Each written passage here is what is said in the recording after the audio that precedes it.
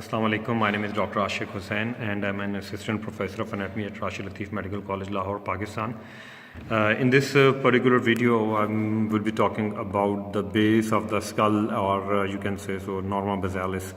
So to norma basalis or base of the skull, we divide this base of the skull into three parts. We divide it into the anterior. We describe it in three parts. One is anterior part of the base of the skull, then middle part of the base of the skull, then the posterior part of the base of the skull. So anterior part is comprised of this is all alveolar process, which is a part of maxilla. So from alveolar process to the posterior border of the hard palate is called anterior part of the skull, and then from this border, the posterior part of the palate, till there is an imaginary line along the anterior margin of the foramen magnum. This is foramen magnum, and along its anterior margin it is a transverse imaginary line. So between posterior border of the hard palate and this imaginary line, there is a middle part of the base of the skull. Then posterior to this line, we have got posterior part of the base of the skull. So first of all, anterior part of the base of the skull. Anterior part of the base of skull, as you can see, that this whole bone is called maxilla, which forms the basic face of the cranium.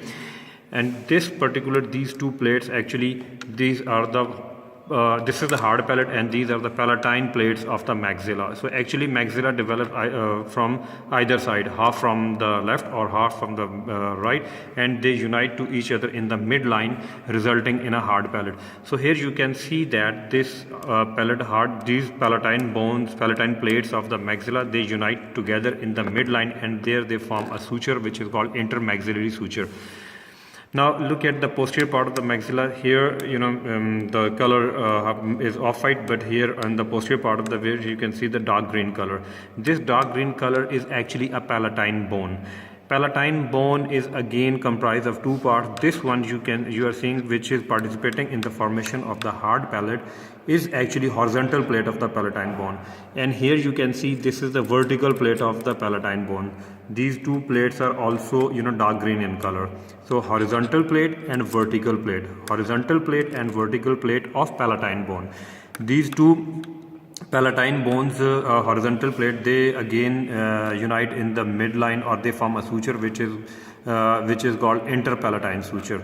So intermaxillary suture, interpalatine suture. Then we have got palatomaxillary suture.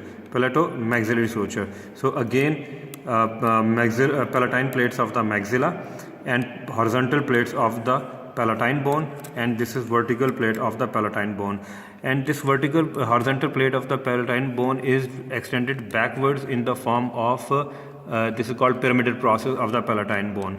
Now here you can see, here we have got two foramens, which are called greater palatine foramens, and behind the greater palatine foramens, at the base of this process, the pyramidal process, we have got another foramen, which is called lesser palatine foramen, and this is called incisive fossa, in which which leads to incisive foramen and incisive canal. This was the bit about the anterior part of the base of the maxilla. Now we will discuss about the middle part of the base of the skull. In middle part of the base of the skull, you can first of all, you need to identify which are the bones actually which are participating. So here you can see these are the saphenous bones. This light green in color, this is the saphenous bone. Saphenous bone, in the middle, it has got its body, which from cranial cavity aspect, it is comprised of four parts, which is called sella turcica, tuberculum celli, dorsum celli, hypophyseal fossa. This central part is the base of then we have got greater wing of the saphenous bone. This is greater wing, and these two plates, which are actually part of pterygoid process. Pterygoid process again has got two further plates, which is one is medial pterygoid plate and lateral pterygoid plate. Medial pterygoid plate has got medial surface, lateral surface. Likewise, lateral pterygoid plate has got medial surface and lateral surface. These two pterygoid plates are joined together posteriorly, in a V form shape. They are joined posteriorly. So between these two pterygoid plates, we have got pterygoid fossa.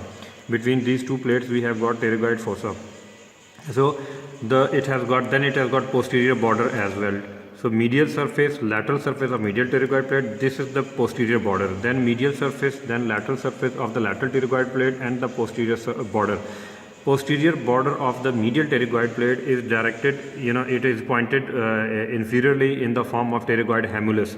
Now look at the the greater wing. Greater wing has got, again, it is pentagonal in shape. It has got anterior lateral part, posterolateral part, and it has got then anterior part. It is anterior border is making border of the infraorbital fissure, and anterior lateral part, it forms the temporal crest. Then posterolateral, it is articulating with the squamous part of the temporal bone. This pink one is the temporal bone. Temporal bone. Temporal bone has got further parts which you can see. It is the inferior aspect of the you're looking at the petrous part of the temporal bone from inferior aspect, and this on the lateral side, on both sides. Here you are looking at the squamous part of the temporal bone. This is the mastoid part of the temporal bone. So temporal bone has got petrous part, squamous part, and mastoid process, and this is zygomatic arch. Here you can see a depression which is called mandibular fossa. Mandibular fossa is bounded posteriorly by this tympanic plate. This tympanic plate has got anterior surface, then posterior surface, anterior surface. Here the head of the mandible is articulating and results in the formation of TMJ or temporomandibular joint. And this mandibular fossa, its posterior part is formed by the pterygoid plate.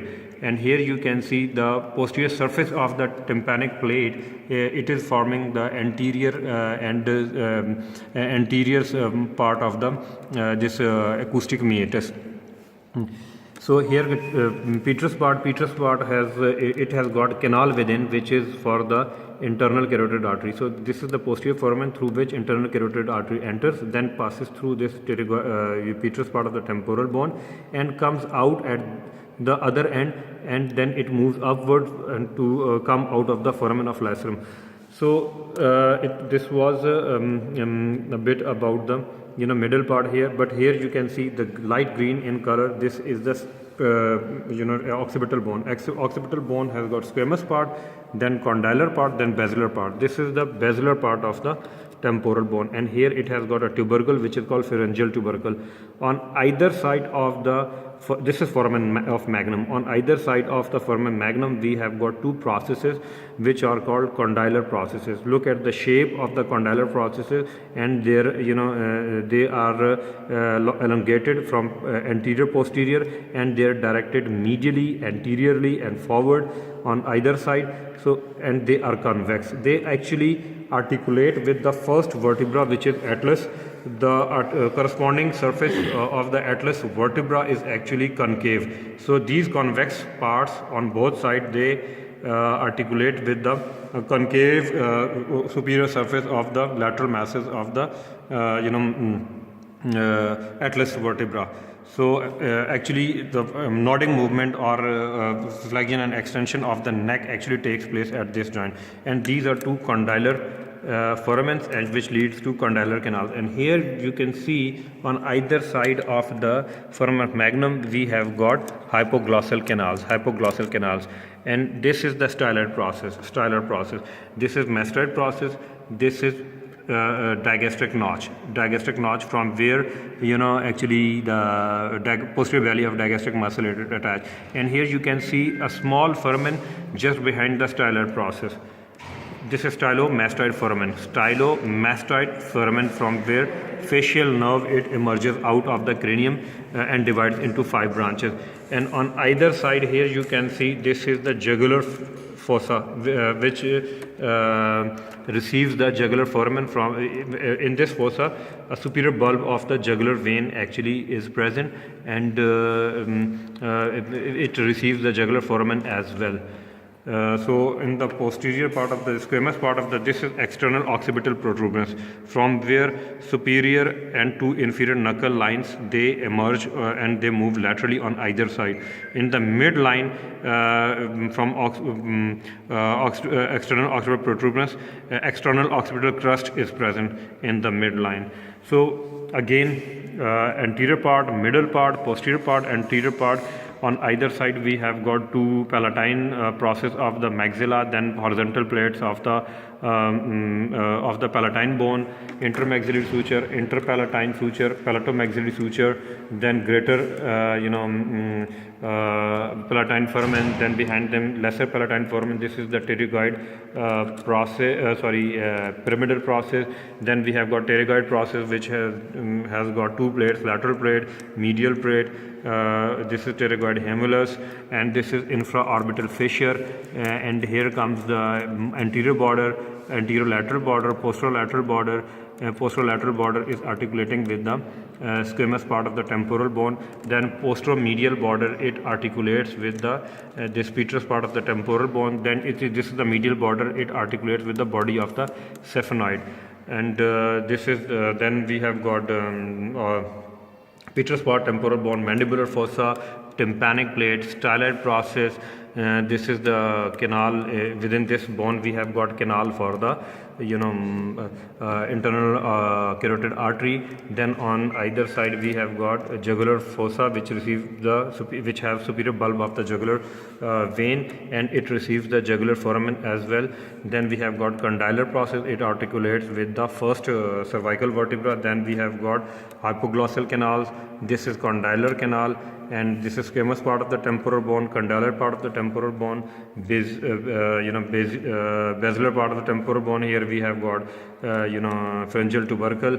Then squamous part of the temporal bone, external occipital protuberance, from there on either side superior and inferior knuckle line, and in the midline we have got external occipital crust. I hope I have made things a bit simplified, and this is for on either side we have got in the greater wing of the sphenoid. This is the spine of the sphenoid, and here is a foramen which is called foramen of spinosum. This particular part, which is between the squamous part and petrous part of the temporal bone, this light green part of the sphenoid bone is actually spine, and here is the foramen which is called foramen of spinosum, and anterior to this we have got oval foramen on either side. This is actually foramen of ovale,